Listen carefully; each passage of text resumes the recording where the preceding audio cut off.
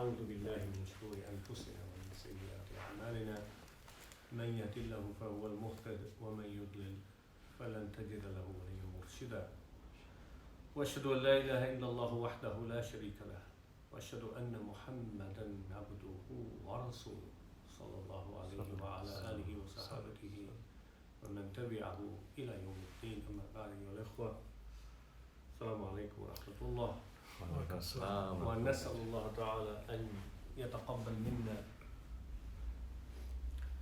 وأن يغفر لنا ذنوبنا ويكفر عنا سيئاتنا. نسأله بعلم نافع ورزق واسع وعليه نتوكل وإليه المصير ولا حول ولا قوة إلا بالله العلي العظيم. Praise be to Allah, He alone is worthy of all praise. After sending peace and prayers on His final messenger Muhammad sallallahu alaihi wasallam, we ask Allah to accept from us our efforts. And we ask Allah to forgive us our sins and to be merciful upon us. We ask Allah for beneficial knowledge and understanding and wide sustenance. On Him we utterly depend, and to Him is our goal indeed. Welcome back, and we start inshallah with Hadith number 3 in the Arba'in and Nawawi, the 40 Hadith of Imam Nawawi. I think we were looking back and we've probably done 15, 16 sessions so far. But inshallah, may Allah subhanahu wa ta'ala give us tawfiq to learn and understand, and increases in Imam through that. Amen. And in qurb to Him. That's all that matters in the end. Learning without benefit. As many ulama said, learning without amal can be pretty useless. So all of it is in the end, and amal can be to do with the heart as well. In the end, khulus is part of that, which is sincerity and humility, which comes from inside, does it not? Before Allah subhanahu wa ta'ala. Realizing who we are, and how feeble we are. Yet Allah subhanahu wa ta'ala in His wisdom and His mercy created us and gave us an opportunity. We had no say in that decision of Him creating us. But we know for sure that we're on a path in this world, on a trial and a test, and it has serious consequences. We cannot just decide. Neither did we decide to be created, neither can we just decide to disappear after we die, whether here or in the hereafter, can we? So we have to face up to what we have. And of course, it is bounty and ni'mah, really, isn't it? I wouldn't want to not exist, not really. Look at the bounty and ni'mah of Allah subhanahu wa ta'ala. He gave us breath to breathe with, and the air to breathe around us, and a heart that beats in our body. How complex He made us. Glory be to Him. And we are fast returning to Him. So life itself becomes so significant, even though we are lowly creatures. So significant and so crucial for us, actually. Does it not? Crucial for us, because the life to come is not going to be so short-lived, is it? This life will be like a blinking of an eye. Yeah. And Quran indicates that as well.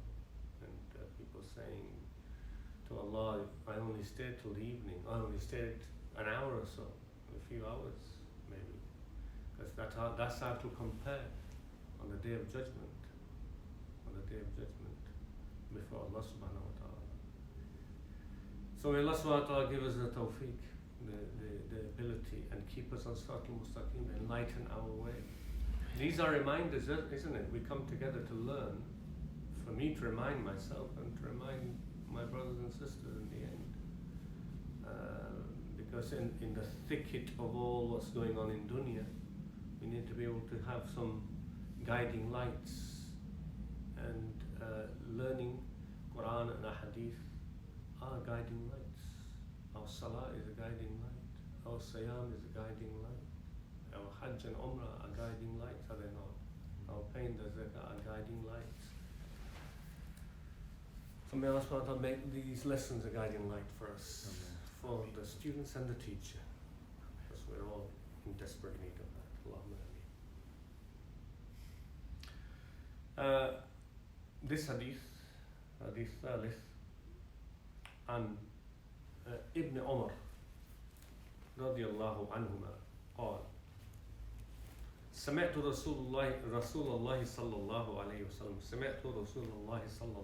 وسلم يقول بني الإسلام على خمس شهادة أن لا إله إلا الله وأن محمد رسول الله وإقام الصلاة وإيتاء الزكاة وحج البيت وصوم رمضان رواه البخاري ومسلم. This hadith is reported in Bukhari and Muslim, as we say, muttafaqun alayh. They both agreed upon it, including it as an authentic hadith. This hadith, Imam Nawawi chosen it to put in his 40 selection. You can see why he's chosen it. It's so comprehensive. And he tends to have chosen key hadith, as he pointed out himself, remember in the introduction, which he's saying he feels a very foundation of this deen, this way of life. Yeah. So a guidance really. This is very fundamental and foundational hadith, which is in Bukhari Muslim, and it's authentic, of course. It is reported with slightly different words as well. And Imam Nawawi, of course, doesn't go into that. But Ibn Rajab, of course, who did a deep analysis and explanation of these hadith and added, if you remember, 10 more to it, goes into that kind of thing, as does other people who did tashrih of the hadith, who did an explanation of these hadith, like Haytami. And they mentioned, therefore, that this hadith comes through other chains, also in Bukhari and Muslim, with slightly different words. So we have in Bukhari, for example, and perhaps I should translate first and I'll give you the other words. The hadith, of course, Ibn Umar radiallahu anhuma is saying that the Messenger of Allah heard him say that Islam is built on 5. Buni al-Islam ala khamsin. Built on 5. Shahadati an la ilaha illallah, on the declaration that there is no God but Allah, and that Muhammad, peace and praise of Allah be upon him, is the Messenger of Allah. That's the first. Wa iqam as-salah, in establishing the salah, and paying the zakah, and performing the hajj to the house of Allah, and fasting Ramadan. These are the 5 that is built on. So, first one is the Shahada. In one narration, which is in Bukhari, instead of saying Shahadati an la ilaha illallah, the words say Iman billahi wa rusuli. Iman billahi wa rusuli. So instead of saying Shahada, to have Iman in Allah and His Messenger, which is the same thing. In one version in Muslim, Sahih Muslim, of the same hadith, instead of saying Shahadati an la ilaha illallah wa anna Muhammadan Rasulullah, it says An ya'bud Allahu wa yukfara wa yakfuru bima duna. It is to worship Allah, to ibadah of Allah, and to reject all that is aside from Him in that worship. That's the Shahada, again explained in different words. And that version is in Sahih Muslim, same hadith. Another version in Sahih Muslim again, of the same hadith, instead of the Shahada it says that Buni al-Islam ala khamsin ala an yuwahhad Allah, an yuwahhad Allahu, yuwahhad Allahu, that Tawheed basically, that his foundation is that Allah is made one. Allah is made one. So these are various versions in the words of the same hadith, yeah, which is very important when you're studying hadith to get the same hadith or similar hadith on the same topic, because it gives you an understanding of that particular hadith.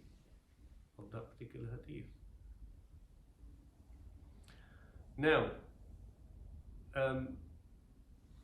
this hadith is reported by Abdullah ibn Umar.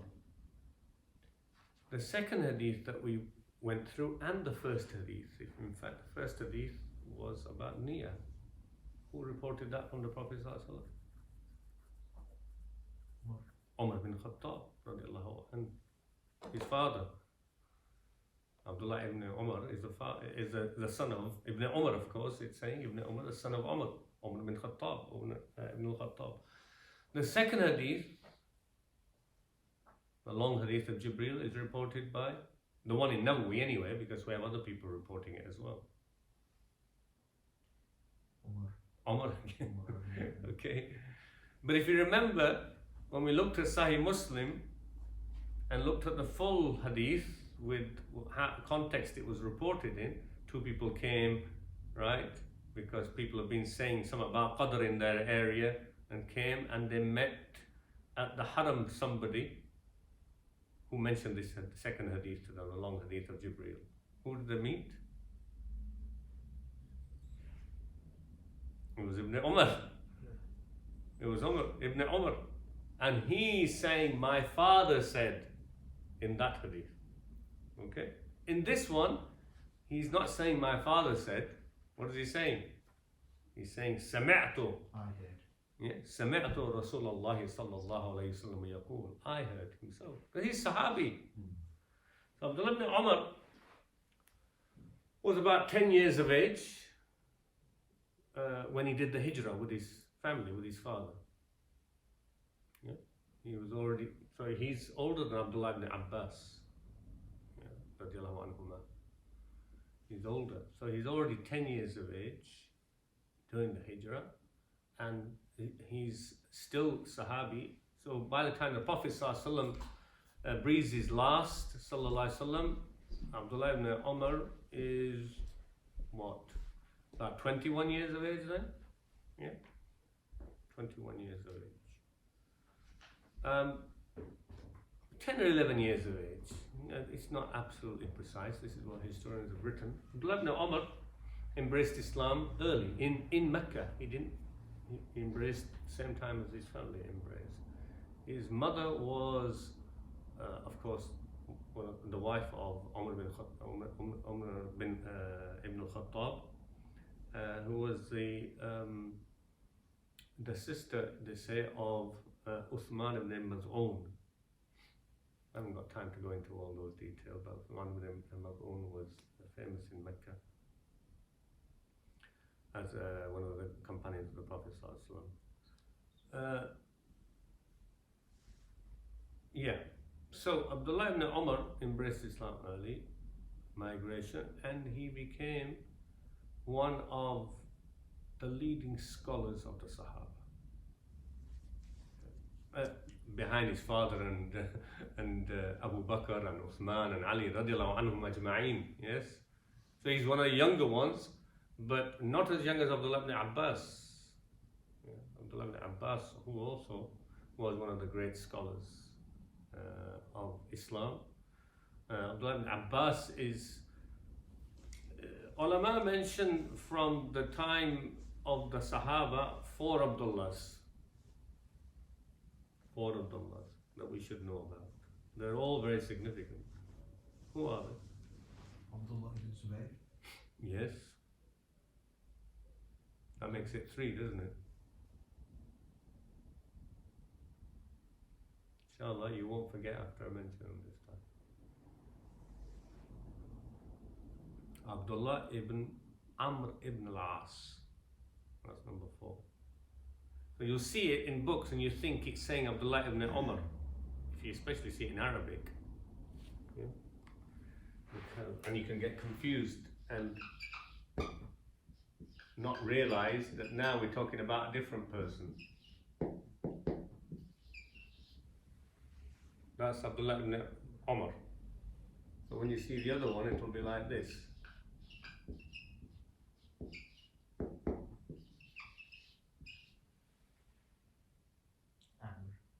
Yeah, and this has got a fatha, but you won't see the fatha. So it's easy to see and think, oh, it's the same person. It's not. This one's Ibn al-As.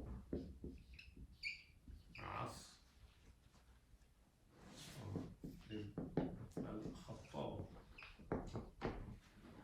Remember this person?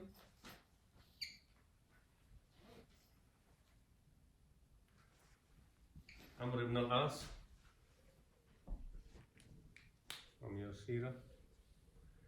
Two people embraced Islam later on after most of the battles had taken place during the Fatra of Hudaybiyah, during the Treaty of Hudaybiyah. He was one of them. Who else was the other one? Famous ones who embraced. Lots of people embraced Islam at that time, of course. Remember we said more people embraced Islam during that peace treaty than all the years gone by. But he was one of the leading ones who fought against the Prophet Amr ibn al-As. And the other one who came similar time to him was Khalid ibn Walid. Amr ibn al-As, who was the son of Al-As ibn Wa'il. Al-As ibn Wa'il was one of the older Quraysh. He was a very stingy person, from the Quraysh mushriks, didn't embrace Islam. Because if he embraced Islam late, it's unlikely Al-As embraced Islam. He was one of the stingy person. His story is mentioned during the time when the Prophet ﷺ was involved in the Treaty of Hilf al-Fudul, the Treaty of Chivalry, the Pact of Chivalry at the house.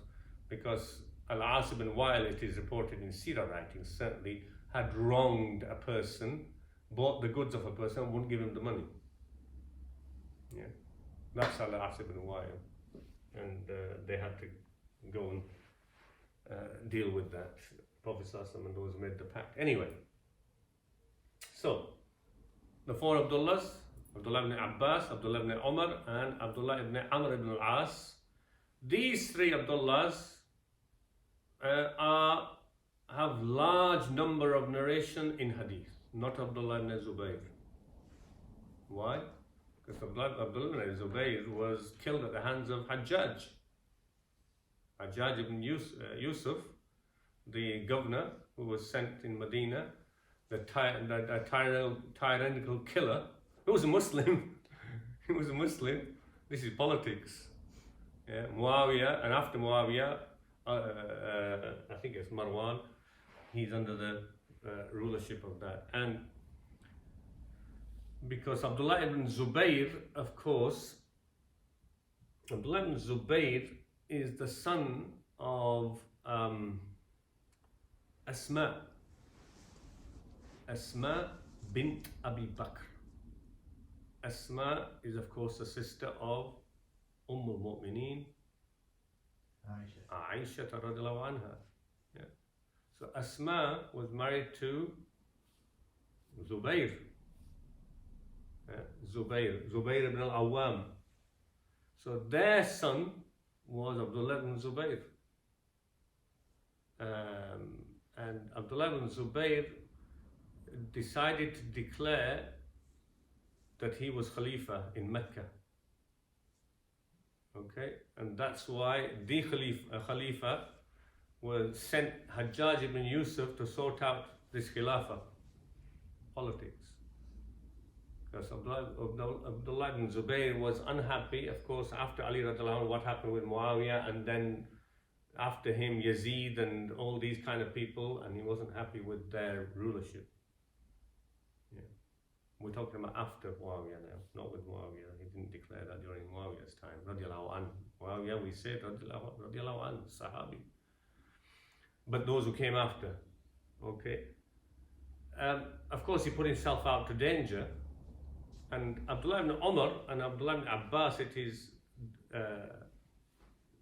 documented, advised him not to do that. So he was asking for trouble. And he got killed at the hands of Hajjaj ibn Yusuf. That's another story. So Abdullah ibn Zubayr, of course, they lived on after that, so they were transmitting and teaching lots of hadith after all the other three Abdullahs. Yeah.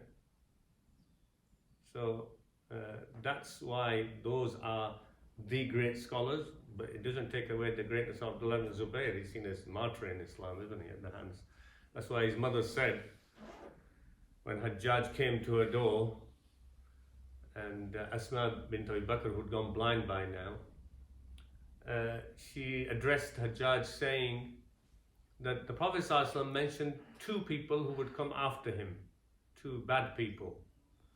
One would be a great liar, a Dajjal, from the Ummah, and the other would be a great killer and a murderer and a butcher. She said, we already had the liar. It was Musaylama, who claimed prophethood, remember, at the time of Abu Bakr radiallahu anhu. In fact, the time of the Prophet sallallahu alaihi wasallam. He tried to claim it even then. And then she said, and that was Musaylama, and of course the killer, he killed his son. Yeah, and the killer is you. He retorted, you know what he said? He said, yeah, I was raised up to kill munafiqs like your son.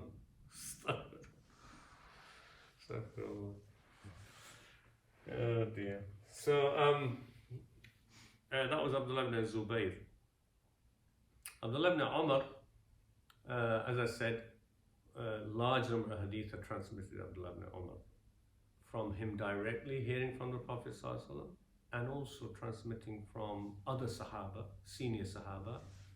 His father, like that last hadith we did, is him transmitting from his father actually. And he also transmitted hadith from the likes of Abu Bakr and Uthman and Ali radiallahu anhum ajma'een, and other senior Sahaba as well. Yeah. He was, when he was Badr and Uhud, he was not old enough. He tried to get involved in the Battle of Uhud, but he was under 15, they said. When he became 15, he then was part of all the other Ghazwa, or the battles with the Prophet ﷺ, from Khandaq onwards, the battle of the trenches.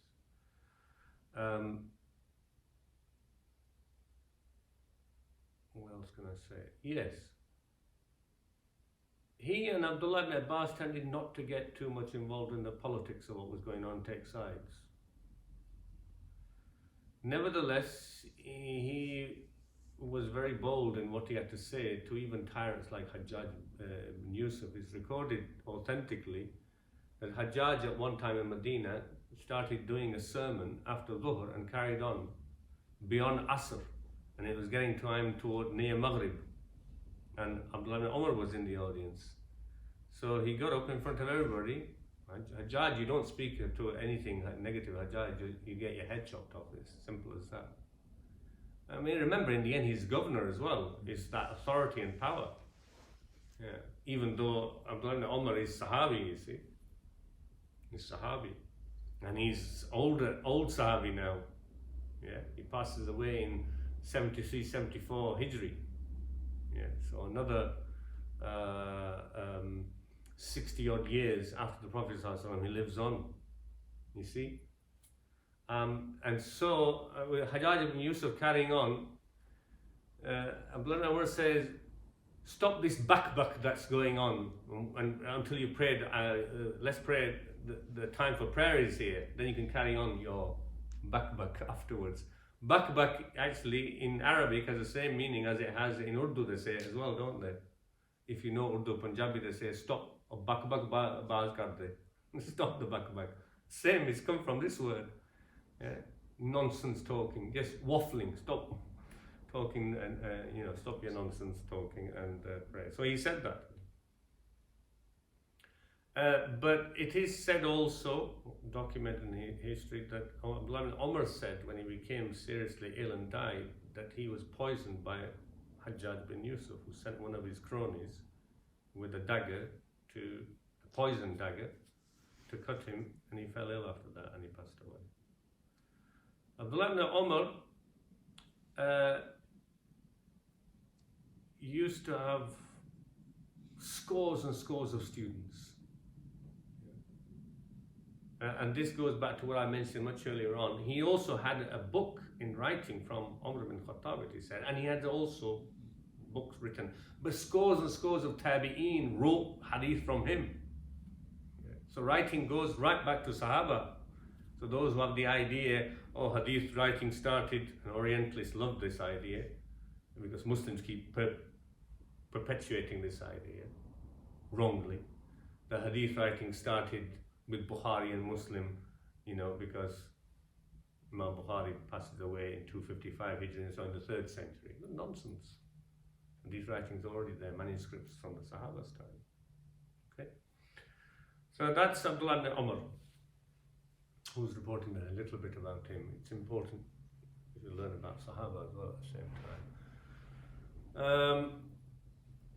Abdullah ibn Umar is one of the ones, I remember one or two things from Hadith here. He's one of the key persons to transmit the Hadith of the beard, clipping the moustache and growing the beard. He is one, Abu Huraira is the other, and two of them, they're the key people. There's one or two more Sahaba who mention Hadith, but majority of Hadith reported on growing the beard, clipping the moustache, are from Abdullah ibn Umar and Abu Huraira. Okay?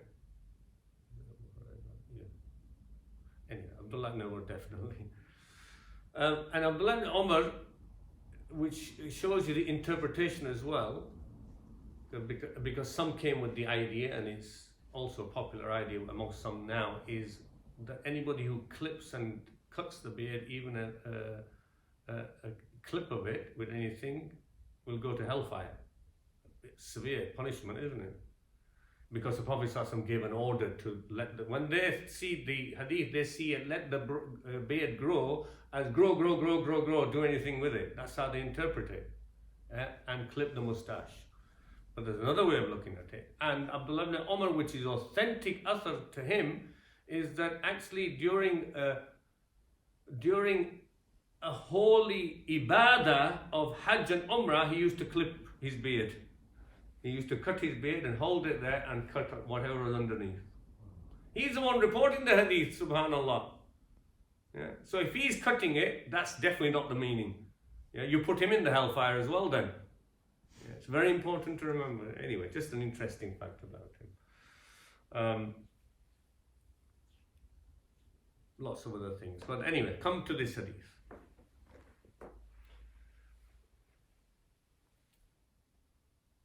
Here you notice again, when we had the discussion in the last hadith of Iman and Islam, and all this discussion of what does Islam mean and what does Iman mean, I said the best conclusion was, which was also Ibn Rajab's conclusion, that when Islam and Iman come on their own in text of Quran and Hadith, one covers the other. So if the word Iman comes, it includes Islam. If Islam comes, it includes Iman. Okay? That's the best way Ibn Rajab explained how to understand. Okay? But if they come together, then Iman means, as it did in Hadith of Jibreel, means belief, the pillars of belief. And Islam means, the practical implications. Yeah. So here, what does it explain?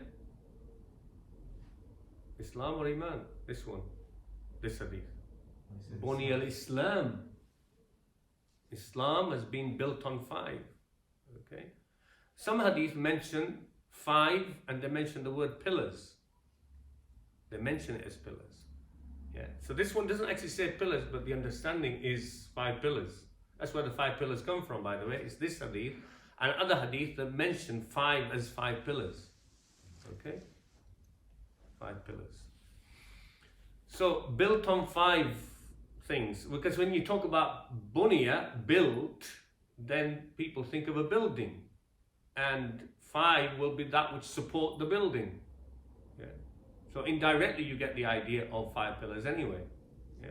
Foundation and pillars, you could say, of 5.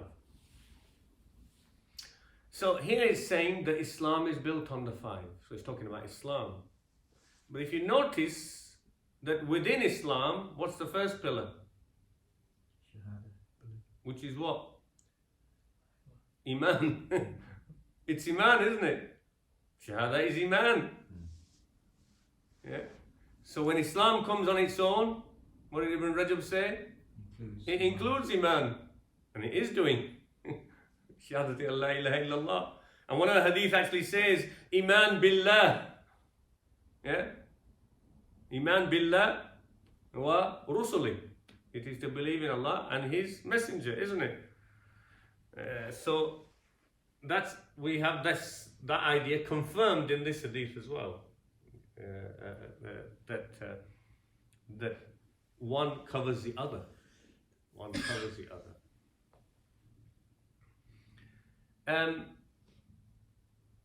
So, in that regard, Haythami says something which I like, and I wanted to mention it. Haythami, who is separate from Ibn Rajab, who did his own tashrih of the Arba'in of Nawawi, who did the explanation. He says, Haqiqatul Islam wal Iman. This is the reality of Islam and Iman. He explains it. And Man ata bihima mu'minun kamilun. Whoever comes with both of them, Iman and Islam, that person is a complete mu'min. A mu'min in a complete sense. It doesn't mean they're perfect, by the way, when he's saying that. Yeah. Then he says, وَمَنْ تَرَكَهَا كَافِرًا كَامِلًا. Oh, kafirun kamilun. Whoever leaves both of them, Iman and Islam, then they are completely kafir. True? True? We agree? Then he says, Man tarak al-Islam wahda fasikun. Yeah. ويسم مؤمن ويسم مؤمنا ناقصا. And he says, whoever leaves Islam, only Islam, not Iman, is a fasik, which is the opinion of Ahl Sunnah wal Jama'ah, majority of opinion of Ahl Sunnah wal Jama'ah. And he is called mu'min, because he still believes, yeah, but a deficient mu'min. Yeah. Because Islam, he's talking about no salah and fasting and everything like that. Yeah. وَمَنْ تَرَكَ الْإِيمَانِ وَحْدَ. Whoever leaves Iman only, so what they've still got? Islam. But where's Iman? Gone, in a real sense. So if Islam is there, which means the outward ibadat, even salah and hajj and siyam, but Iman is not there, what is that person? You tell me. Well, the first pillar is to believe in Allah and His Messenger, and that's Iman. So what is that person? Kafir. What kind of kafir? Kamil. No. There's another word for it. The guy's praying. But he doesn't believe in Allah. So what is he? Munafiq. Munafiq. Which is a kind of kafir. Okay, the worst kind. So man tarak al-iman wahda munafiq. Alright, I wanted you to think about it. وَيُسَمَّى مُسْلِمًا ظَاهِرًا. And he or she is called Muslim, apparently. We don't call them munafiq because we can't see inside their heart. Yeah? Okay. So I like that comment of Al-Haythami. It's interesting. Sums it up nicely, doesn't it? Now, the rest of the things to do with Iman and Islam we dealt with last time, including about Salah, we dealt with last time, the difference of opinion for those who don't pray. Yeah. For those who don't pray out of laziness, those who pray 4, those who pray 3 rather than 5, those who pray none. What category they're under, all that discussion happened in the last hadith, so I don't really want to open it up again. Nevertheless, first thing I'd like to say is that notice with this hadith that the Prophet ﷺ didn't say Islam is 5 pillars. al-Islam khams. He didn't say that. He said Buni al-Islam. Buni al-Islam ala khamsin. Islam is built on 5. So if Islam is built on 5,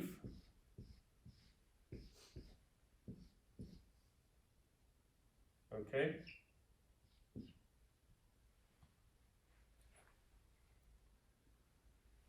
it implies there must be something built on it. And what's built on it is Islam as well. This is part of the building. Okay? This I've been saying for many years. I was thinking about this 20, 30 years ago when people in books and talks would say Islam is 5 pillars. And I said, no, it's not. Islam is built on 5 pillars. Yeah. So what is Islam? Building. Okay. If somebody, I'll come to it, I'll ask the question again. That's not the answer fully. It is architecture, typical, it's the building. But in our life, what does it mean? It's the entire religion. It's our life. Our life. Yeah? Because what I said, and I say again, if somebody puts up 5 pillars and said, here's a building, you'd say something, wouldn't you? The architects have plenty to say about that. Or if an architect put up 5 pillars and said, here's your building, here's your house, you're going to have a few choice words to say to them, yeah, before you tell them where to go. Is that right? So this is very important to understand, isn't it? And what Prophet the way he puts it for a reason like that. Islam is built. So 5 pillars just standing on their own are not a building. Are not a building. Because the rest of life. So therefore it reflects that the pillars of the building have a purpose. Have a purpose. If they're not fulfilling the purpose, then the building's not there. Just the pillars are there. And you miss the point. Hence, there are people mentioned in a hadith who do not reflect the building, reflect the pillar only, and they are given the news of what? Paradise or hell? Hell. Hell. Yeah. Hadith I mentioned in the past already. Fulana. Somebody said, Qeel لرسول صلى الله عليه وسلم يا رسول الله فلانة تعرف بكثرة صلاتها وصيامها وزكاتها وصدقاتها ولكن such and such a woman, it happens to be a woman in this case, can be a man or woman, such and such a person is known for lots of salahs and fasting and giving in charity. But she causes harm to the neighbor, either insulting to the neighbor, any kind of harm, from verbal insult to otherwise, causing problems for the neighbor. Qala Rasulullah sallallahu alaihi wasallam, he only had 2 little words to say. Hiya finnar. She's in the fire. Subhanallah. It's authentic hadith. Hiya finnar. Whether they should be taken out later, that's a different ball game. And I've said to you this before, we can't play games with Allah, oh, I'll get out eventually. If you're going to play games and do it because of that, it's unlikely you'll get out eventually even. Because you thought you could cheat God. Yeah. Who wants to be in hellfire for a second? None of us. None of us. And there's no guarantee to get out if we think we're playing games with God either. Even when those get taken out, others get taken out. So, hiya finnar. Then, fulana, they said, tu'rafu bi qillati salatiha wa siyamiha. Known for little of salah, little of fasting. That doesn't mean the obligatory, by the way, now. Doesn't mean to say this person's not fasting Ramadan and praying 3 times a day. That's more serious consequences, okay? But nevertheless, in ibadah, known for little of that, but no harm to the neighbor. Hiya fil Jannah, qala Rasulullah sallallahu alaihi wasallam. This person will be in paradise. Yeah. So here again, coming back to, and this is very important, to connect the ibadat have a purpose, don't they? Which we're going to mention as we mention these pillars. They have a purpose to hold up the building, and they have a purpose to reform our lives. Do they not? Is that right? And this, honestly, sadly, has been disconnected as it got disconnected in Christendom and Judaism. It's got disconnected in Muslims and Islam as well for a long time. And we need to reconnect it. Reconnect the ibadah and the coming to the mosque with how you are with parking your car outside the neighbour, isn't it? I mean, haven't we got a constant problem? Alhamdulillah, majority have learned. But I'll tell you, we think we've got a problem. I've said it at khutbah, we think we've got a problem, and actually our problem's minimum. Go to majority of other mosques, firstly in this country, in Birmingham and Bradford and Burnley. You don't hear announcements like that, what we make, don't block people's drive, because they block each other. Yeah, they block each other. And I went a few months ago, I was in Birmingham, I went to Central Mosque there. And basically you have to park your car far away if you don't want to get blocked by your own musallin. And it is absolute chaos and pandemonium. Yeah. So woe betide if you get an emergency or somebody gets a heart attack in the mosque, because no ambulance is going to get in there and neither are you going to get out. But you know what they'll say? It was the will of Allah, he had to die in the mosque. What nice place to die. Is that how we're supposed to see the will of Allah? Because of our incompetence we couldn't get him out, you see. So to cover it, we say, it's a bit like, I don't really want to mention the Saudis, but they did, I have to. It's not a political statement, because it gets recorded and goes out. Oh, they stopped me coming for Umrah and Hajj. Anyway, it's a bit like the Saudis when, if the preparations for the Hujjaj are not too good and things fall and they get killed, they say it was the will of Allah. They were supposed to die there. Yeah, that's not the answer. You look at the arrangements that you made and say, no, we went wrong there. That was wrong. That wasn't done right. Yeah, like used to happen in the past because they didn't get the organization properly at the Rami of the Jamara. That's the most dangerous place. So people are coming in opposite directions and they just stampede and kill each other. So stampeding is linked with animals, is it not? The word stampede, it's not supposed to be with human beings. Anyway, come back. So, why I say it's important to make that connection, we can have the holiest of places and people are behaving, stampeding like animals because we disconnected the ibadah from the building. And the building is your character. That's what it's supposed to be building.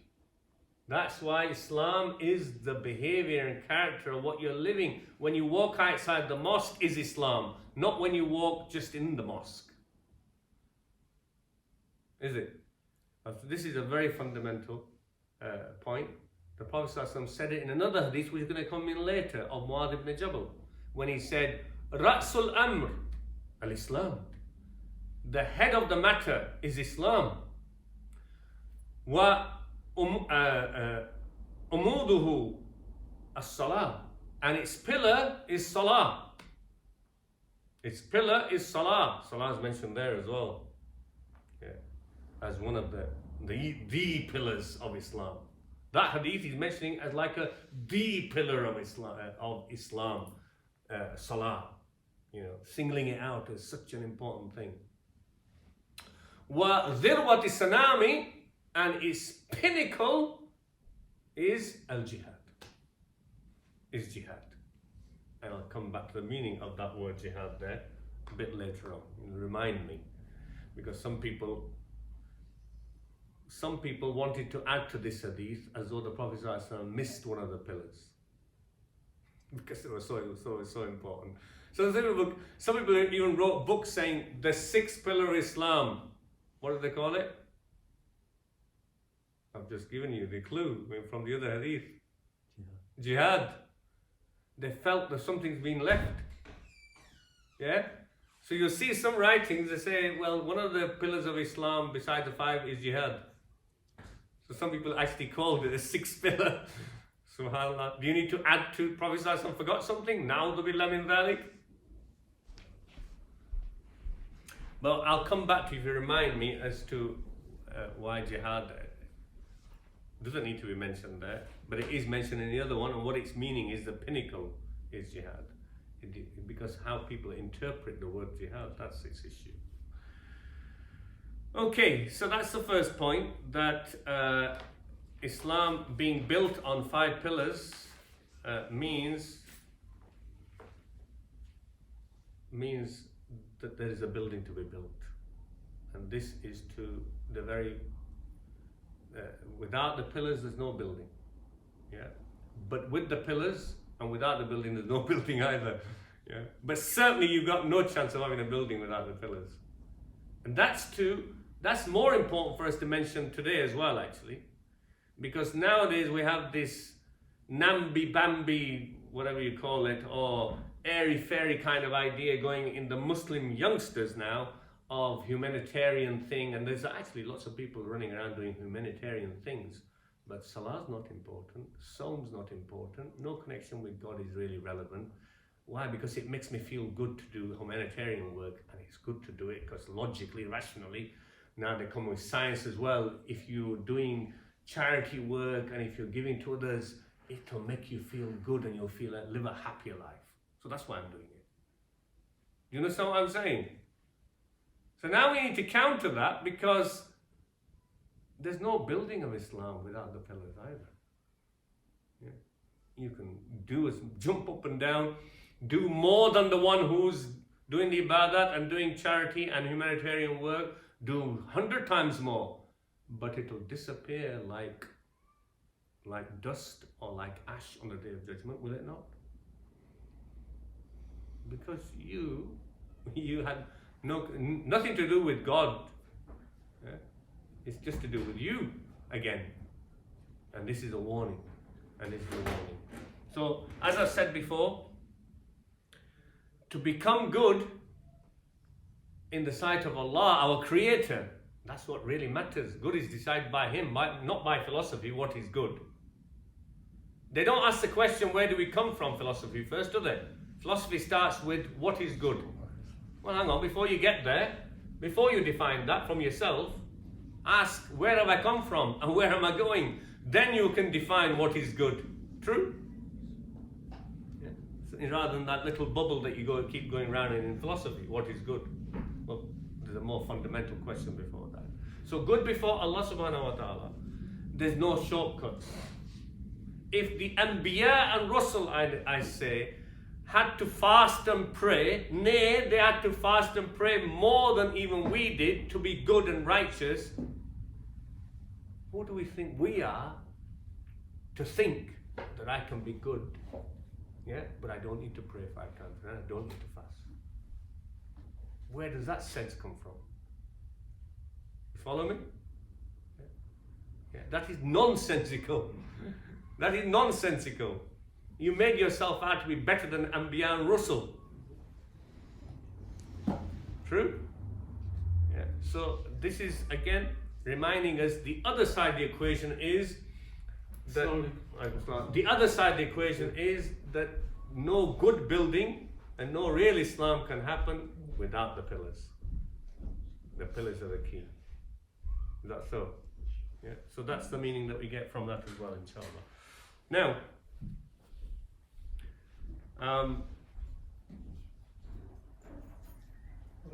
I'm going to, and I will do it next time, inshallah.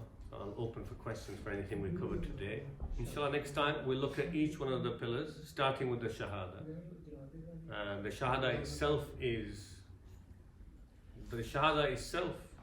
misunderstood. Misunderstood, misapplied, and left as something which is so superficial by our Muslim ummah. We don't understand the profound meaning of the Shahada. Yeah? We even say it in Arabic, but many non-Arabs saying it in Arabic don't understand what they're actually saying. I know that, I'm telling you that's the case.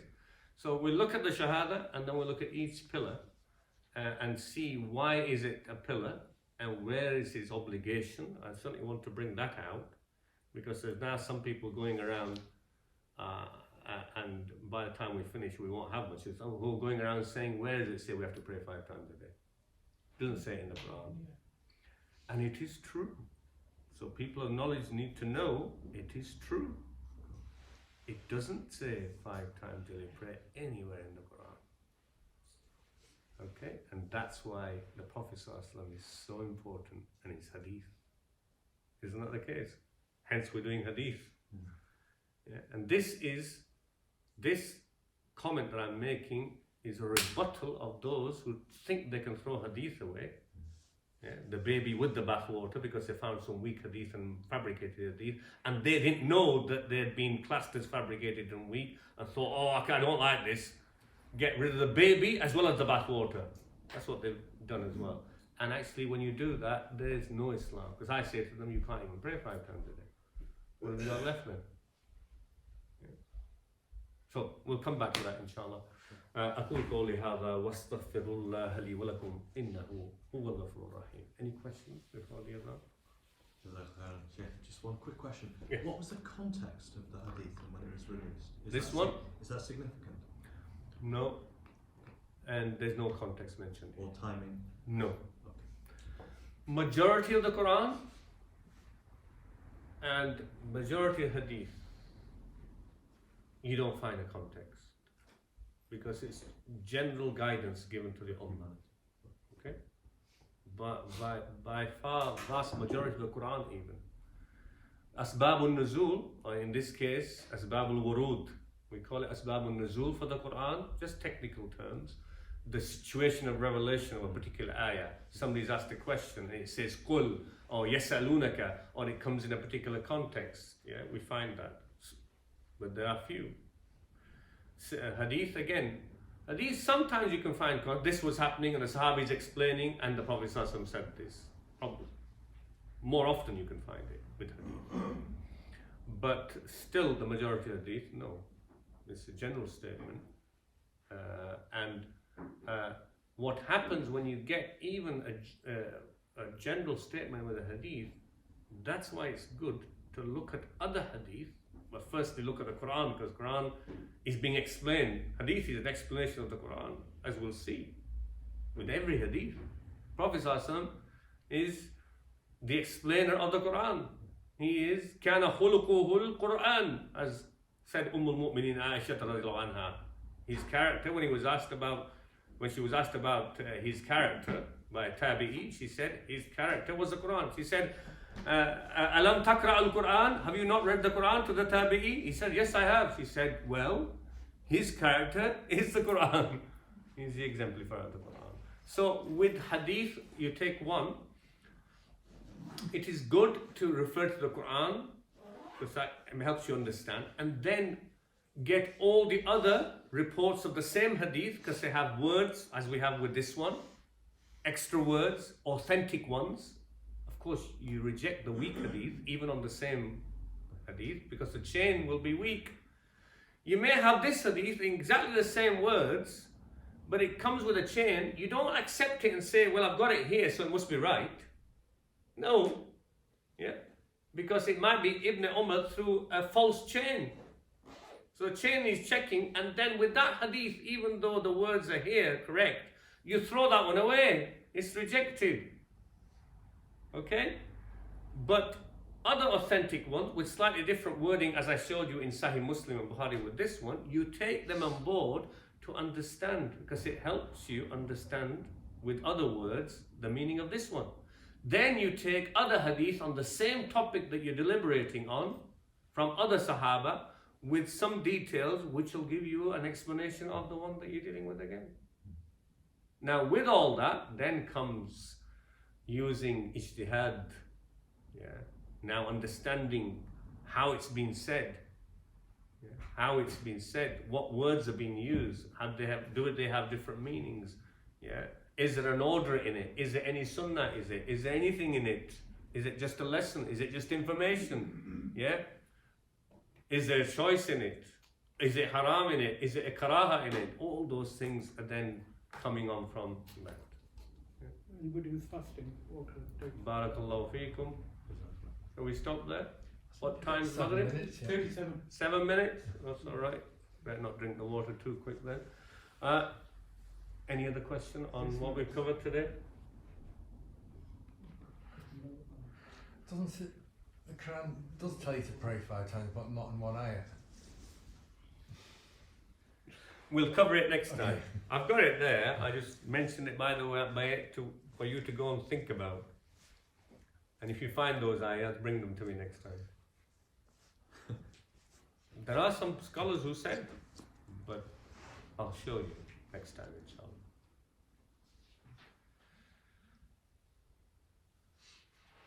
Anything else? We can have a break. Barakallahu feekum.